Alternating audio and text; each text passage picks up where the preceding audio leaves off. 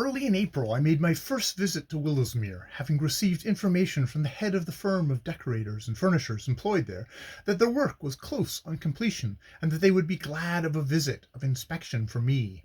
Lucio and I went down together for the day, and as the train rushed through a green and smiling landscape, bearing us away from the smoke, dirt, and noise of the restless modern Babylon, I was conscious of a gradual deepening peace and pleasure. The first sight of the place I had recklessly purchased, without so much looking at it, filled me with delight and admiration. It was a beautiful old house, ideally English and suggestive of home happiness.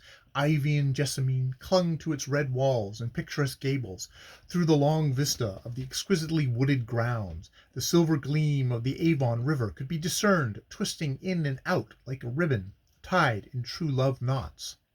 The trees and shrubs were sprouting forth in all their fresh spring beauty. The aspect of the country was indescribably bright and soothing, and I began to feel as if a burden had been suddenly lifted from my life, leaving me free to breathe and enjoy my liberty. I strolled from room to room of my future abode, admiring the taste and skill with which the whole place had been fitted and furnished, down to the smallest detail of elegance, comfort, and convenience. Here, my Sibyl was born, I thought, with a lover-like tenderness. Here she would dwell again, as my wife, amid the lovely and beloved surroundings of her childhood, and we should be happy. Yes, we should be happy, despite all the dull and heartless social doctrines of the modern world. In the spacious and beautiful drawing-room, I stopped to look out from the windows on the entrancing view of lawn and woodland that stretched before me. And as I looked, a warm sense of gratitude and affection filled me for the friend to whose good offices I owed this fair domain. Turning, I grasped him by the hand. "It is all your doing, Lucio," I said.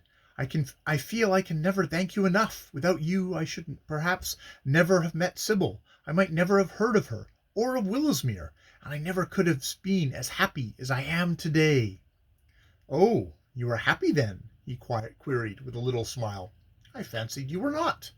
"Well, I have not been as happy as I expected to be," I confessed.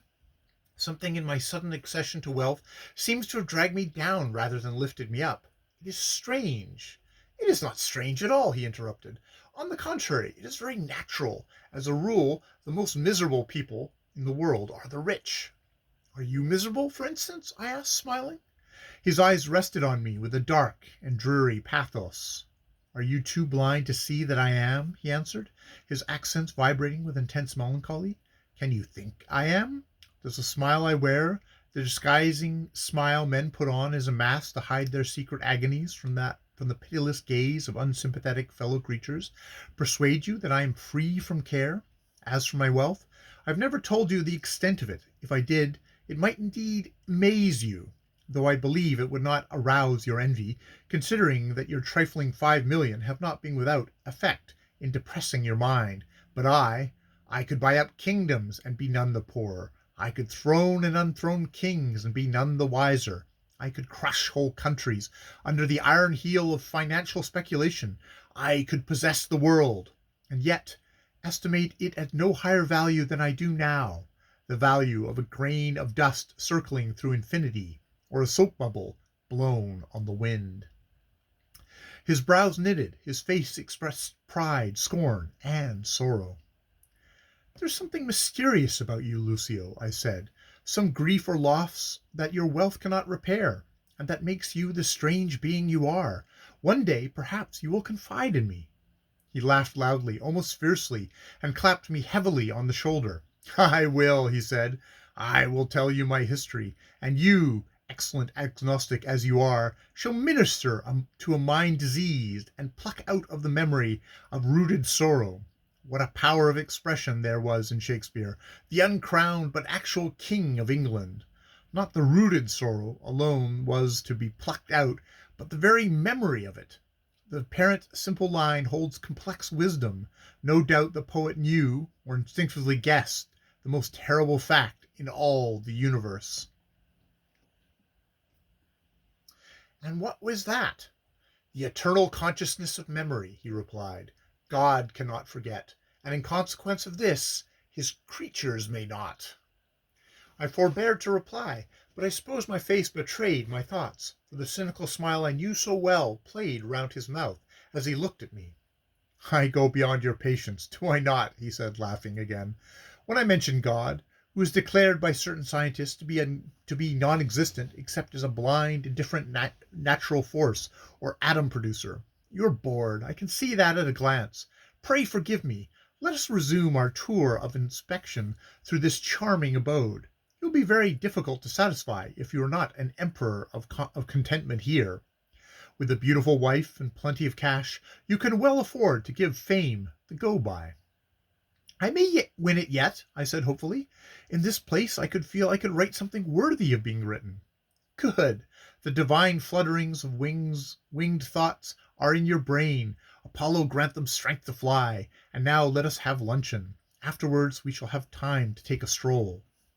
In the dining room I found an elegant repast prepared, which rather surprised me, as I had given no orders, having indeed forgotten to do so. Lucio, however, had, it appeared, not forgotten, and an advance telegram from him had placed certain caterers at Leamington on their mettle, with the result that we sat down to a feast as delicate and luxurious as any two epicures could desire.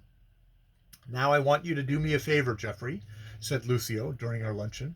You will scarcely need to reside here till after your marriage. You have too many engagements in town. You spoke of entertaining a big house party down here. I wouldn't do that if I were you. It isn't worth while. You would have to get in a staff of servants and leave them all afterwards to their own devices while you are on your honeymoon. This is what I propose. Give a grand fete here in honor of your betrothal to Lady Sybil in May, and let me be the master of revels. I was in the mood to agree to anything. Moreover, the idea seemed an excellent one. I said so, and Romanes went on quickly. You understand, of course, that if I undertake to do a thing, I always do it thoroughly and brook no interference with my plans. Now, as your marriage will be a signal for our parting, at any rate for a time, I should like to show you my appreciation of your friendship by organizing a brilliant affair of the kind I suggest, and if you will leave it all to me, I guarantee you shall hold such a fete as has never been seen or known in England, and it will be a personal satisfaction to me if you consent to my proposal. My dear fellow, I answered, of course I consent, willingly. I give you carte blanche. Do as you like. Do all you like. It is most friendly and kind of you. But when are we to make this sensation? You are to be married in June? He asked. Yes, in the second week of the month. Very well. The fete shall be held on the 22nd of May. That will give society time to recover from the effects of one burst of splendor in order to be ready for another, namely the wedding. Now we need not talk of this any more. It is settled. The rest devolves on me. We've got 3 or 4 hours to spare before we take the train back to town. Suppose we take a saunter through the grounds. I assented to this, and accompanied him readily, feeling in high spirits and good humour. Willesmere and its peaceful loveliness seemed to cleanse my mind of all corroding influences. The blessed silence of the woods and hills, after the rush and roar of town life, soothed and cheered me, and I walked beside my companion with a light heart and smiling face, happy and filled with a dim religious faith in the blue sky, if not in the God beyond it. We sauntered through the fair gardens which were now mine, and then out through the park into a lovely little lane, a true Warwickshire lane, where the celandines were strewing the grass with their bright gold coinage, and the starwort thrust up fairy bouquets of white bloom between buttercups and lover, and where the hawthorn buds were beginning to show themselves like minute snow pellets among the glossy young green. A thrush warbled melodiously, a lark rose from almost from her very feet and flung itself joyously into the sky with a wild outburst of song. A robin hopped through a little hole in the hedge to look at us in blithe inquisitiveness as we passed. All at once Lucio stopped and laid his hand on my shoulder. His eyes had the beautiful melancholy of a far-off longing which I could neither understand nor define.